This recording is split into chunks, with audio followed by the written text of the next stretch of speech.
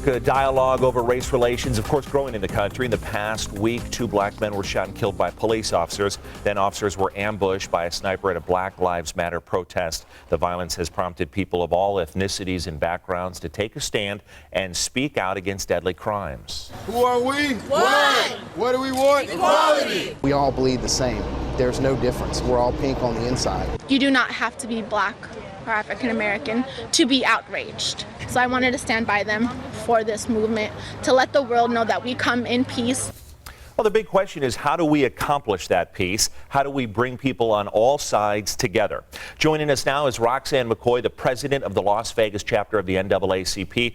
Roxanne, good morning to you, and thank you so much for joining us. Good morning. Thank you for having me. Let's get into this discussion. What is the state of race relations with police in Las Vegas?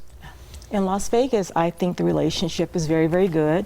Metro has had some issues with the black community in the past, and with our past president, Frank Hawkins, and some other members of the NAACP as well as ACLU worked diligently with Metro in order to bring about change and a better relationship. And so right now the state of race relations and the relationship with the Las Vegas Metropolitan Police Department is very good, I think. And you mentioned that improvement really being a team effort. It was those different entities coming together to reach where we are at in 2016. Yes, we both wanted to have the dialogue to where Metro understood issues in the black community and gave the black community a frontline opportunity to be able to explain issues in the black community and why there's a lack of distrust there, so that we can work on bridging that gap between us.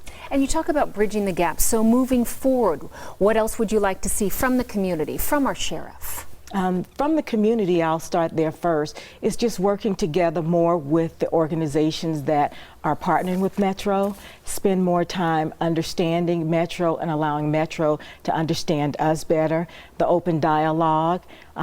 Metro has a lot of programs in which the community can be involved in, like the advisory committee, the oversight committee. They have a Citizens Police Academy that I encourage the African American community to participate in to better understand Metro, their laws, and the reasons they do the things that they do. Certainly. In terms of Metro, I would recommend that Metro have a greater visibility in the African American community. And when I say greater visibility, I'm meaning from the top down, not just those ones that we are familiar with in our community, but have the sheriff and the undersheriff spend more time with our organizations one-on-one. In terms of the Black Lives Matter protests, we've seen them throughout the country. I know you're not affiliated, you told me that off air, but just as an observer of it, as somebody in the NAACP, a leader there, what is the main message as you determine it, and how successful has it been? I think they have been very successful in getting visibility. I think that they are angry and they are looking for an outlet. They want to be heard. And I think that that's fair. I think they've done a fairly decent job in having nonviolent protests to say, hey, our lives matter. Not that all lives don't matter, but right now this is a black issue, and they want the world to understand that blacks are disproportionately being killed, and they don't understand why. And they need some understanding, and they need an outlet in which to voice their opinion.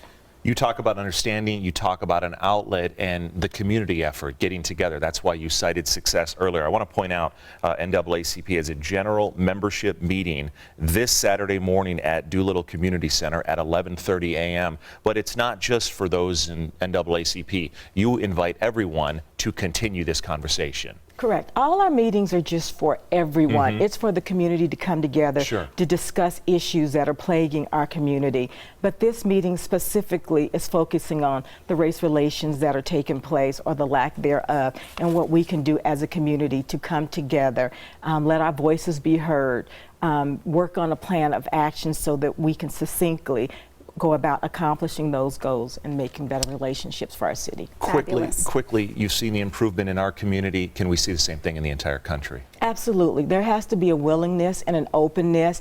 We have to break down the barriers, and everybody has to be willing to come together to bring about change. And change is not easy, but it's necessary right now. And either they'll willingly do it, or it'll be forced upon us, so we'll have more mayhem. Well, hopefully we'll be out there covering Absolutely. that meeting at 11 o'clock this Thank Saturday. you. I hope so as well, at 11:30. 11:30. Thank you so much for coming. You're in. welcome. It was a Thank pleasure you for talking to having you. me. Thank you so Pleasure much, was mine. Roxanne. Thank you. We're going to send it